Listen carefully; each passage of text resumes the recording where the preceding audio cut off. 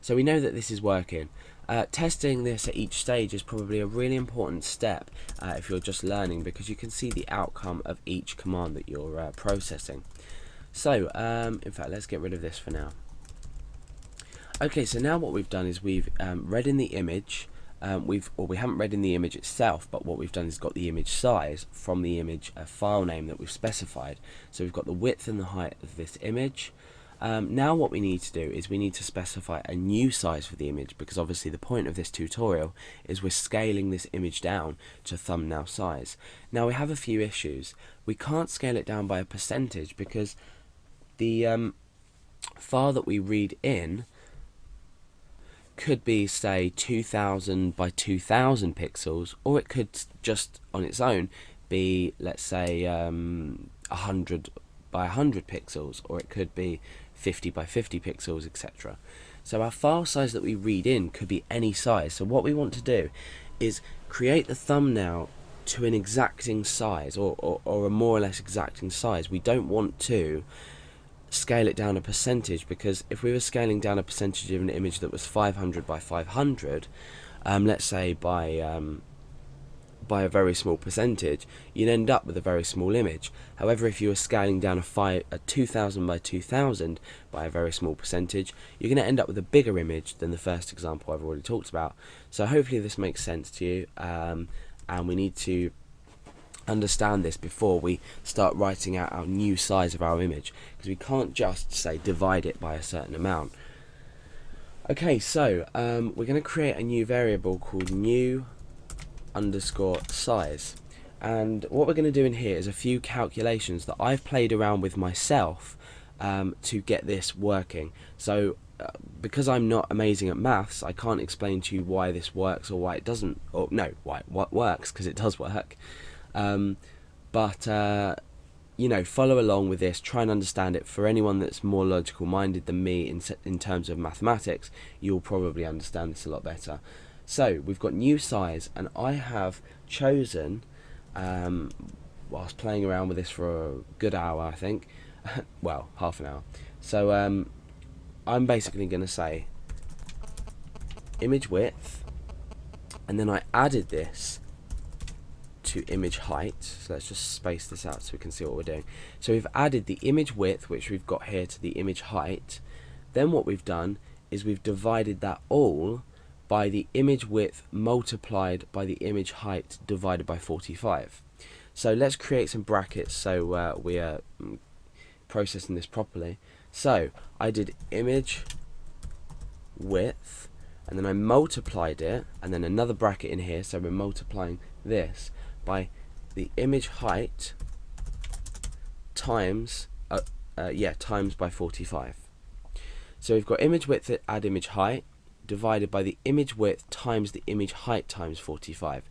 So this operation will complete and then multiply by the image width, and these two operations in brackets will complete individually and then divide by each other.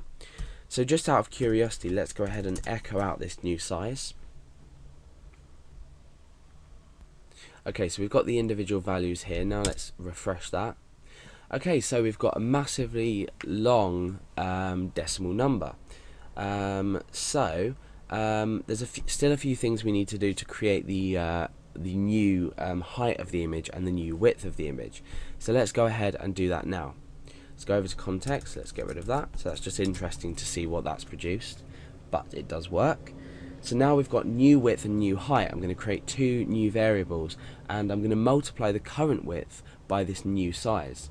So in actual fact, I was meant to put a divide there. So later on this is going to make sense why when we create our new width and our new height. So let's just echo this out to see what we got. Okay, so now we've got a small value below 0. So we've got 0.1713 blah blah blah. So this is a small value. What we're going to now do is we're going to multiply the original image height by and the height and the width by this new size, which will then create a small integer value, or might not, but we're going to create a small value at least to resize our image to. So let's create our two variables first. We want new width, and we're going to do the same with new height. And this is basically going to be the image width, so the original image width times by the new image size. And this is just in general. We don't have a width and a height for the new size. This is how we maintain our aspect ratio. We're creating the width and the height with the original height and the width. So original width and then the original height times by this new size. So what we're doing is we're using this variable here to just scale down the width and the height. But by so what we're doing is we're multiplying it by a negative number. Oh no, sorry, 0.171 I think it was. But therefore we're keeping the aspect ratio of the width and the height. So hopefully that makes sense to you. Let's just echo this out and echo this out. Let's append a break just on the end of here so we can see what's going on. And we'll come back in and refresh. So you can see now our image has been scaled down, so we're going to forget about the decimal points here. These aren't important. These will be removed later on when the image is created. So we've now got an image 125 by 70. So 125 by 70 is obviously a maintained aspect ratio value for the original width and the height. So our new image is going to be 125 by 70, which sounds about right for a thumbnail image. So now what we can test doing, if you'd like, is test, well, I'm not going to do it in the tutorial, but test loading in with this code a really large image and see if you get around the same size back. Because with this new size variable here, with the calculations that happen here, you will always end up with more or less the same size. So let's get rid of these echo here, and let's get rid of this break. That's important we get rid of that.